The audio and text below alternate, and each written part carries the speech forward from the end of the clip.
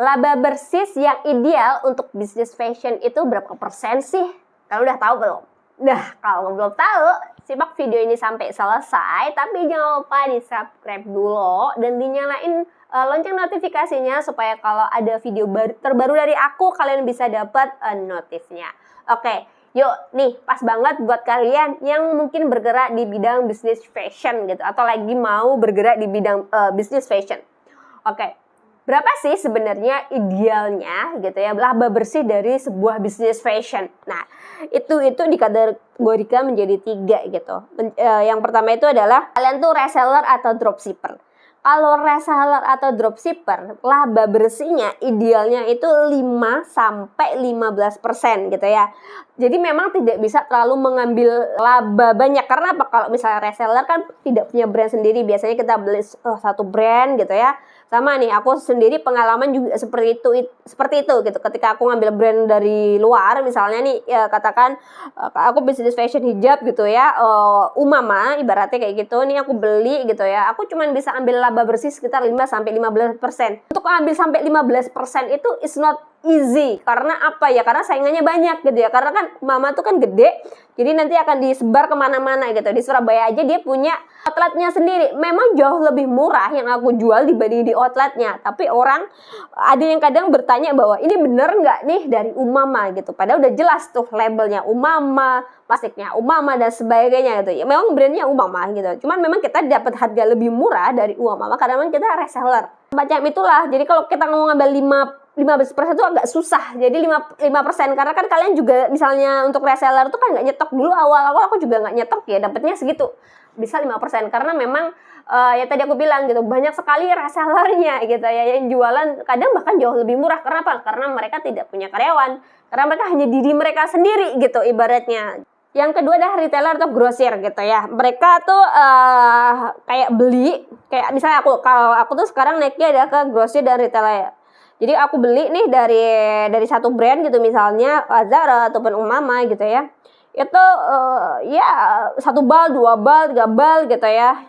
Itu tuh misal kayak 1 bal tuh biasanya isi 30 kodi, sekitar 600 pieces, ada yang cuma 500 pieces gitu, tergantung dari produknya gitu, karena setiap produk tuh beda-beda. Nah, itu untuk laba bersih yang bisa kita dapat itu sekitar 10-25% untuk grosiran gitu ya, untuk retailer. Kenapa? Karena memang harga yang kita dapat dari supplier itu jauh lebih murah ketika kita jadi reseller gitu ya. Misalnya kalau di reseller kita dapat harga di angka 20.000. Kalau jadi retailer gitu ya, retail atau kita grosir itu harganya jadi misalnya 17.000, 18.000. Emang jauh. Katakan kok beda cuma 2.000, beda 1.000. Kalikan quantity, ya kan? Kita menang di quantity. Misalnya kalau retail itu paling berapa? Katakan 10 kodi gitu, 10 kodi. Katakan itu 100. Nah, sedangkan kalau jadi grosiran kita kan minimal belinya kayak 1 bal, 2 bal. Kan yang tadi aku bilang 500 pieces, 600 pieces.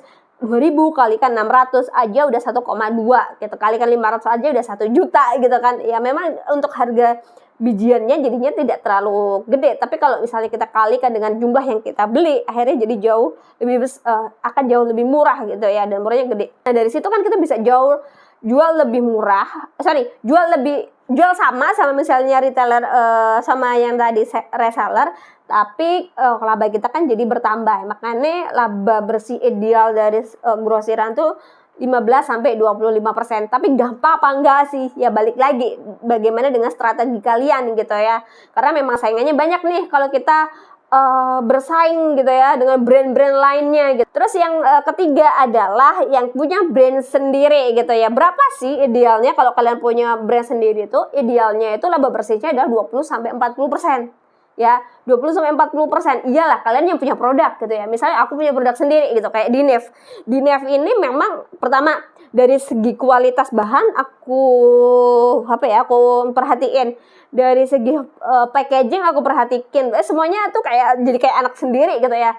bener-bener di all out banget gitu. Jadi kita tahu, kita bisa pastikan apa yang kita kirim ke customer, brand kita itu ya sesuai gitu ya. Dari situ kan effortnya udah beda nih sama kalian ya kalau beli gitu ya, effortnya udah beda. Nah karena effortnya udah beda, makanya kalian bisa tuh jual tuh lebih mahal.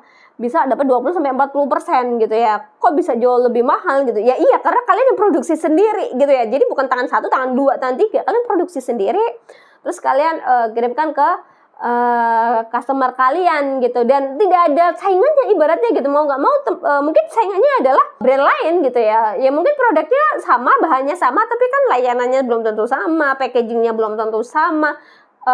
Kayak keinginan untuk memakainya, mungkin misalnya kayak bangganya kepada suatu produk brand gitu itu berbeda gitu teman-teman. Jadi kalau misalnya bisnis fashion, kalau misalnya mau mulai ya dari reseller aja nggak apa-apa, 5-15%,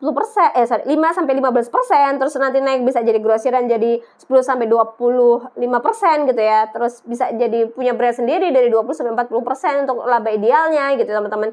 Jadi mana yang worth it ya kalian bisa lihat aja gitu ya. Atau mungkin laba kalian sudah ideal belum nih gitu ya. Kalau setelah melihat tadi uraian yang aku sampaikan kalian gitu. Kalau misalnya labanya belum ideal, bisa toh diperbaiki lagi mungkin harga jualnya atau operasionalnya. Kalian lihat operasional terlalu tinggi, over gitu ya. Atau harga jualnya kalian yang terlalu murah. Segitu dulu video dari aku. Kalau misalnya kalian ada yang ingin ditanya-tanyakan bisa banget gitu komen-komen di bawah gitu ya. Bye bye and see you.